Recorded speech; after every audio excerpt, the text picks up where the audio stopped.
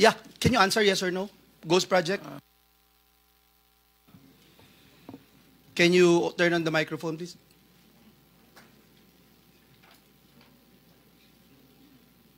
It's a yes or no question, sir. Wow, you're You don't even know? You're looking for your lawyers? Wow. I invoke my right of self-incrimination, Your Honor. Okay. Ano? Can you repeat your answer? Wow. Can you repeat your answer, Mr. Arevalo? I invoke my right for self-incrimination, Your Honor. My God, the question of the majority floor leader is very simple. It's very simple. Do you have any ghost project in any of the areas here in the Philippines? Answer.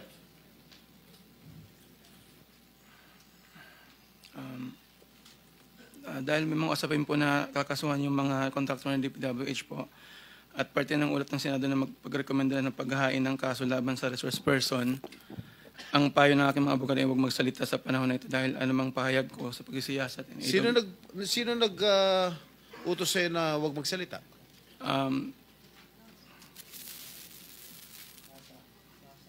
Sino?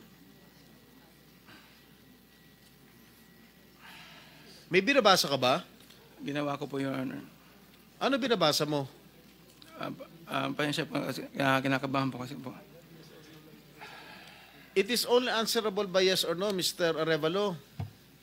Is there any ghost projects of Wawaw Builders? This is what I discovered, and the former secretary confirmed during the first hearing that there indeed are ghost projects. Bine-verify pa po namin, Your Honor, ang ano kung meron po. Ano ka ba sa Wawaw? Are you the owner?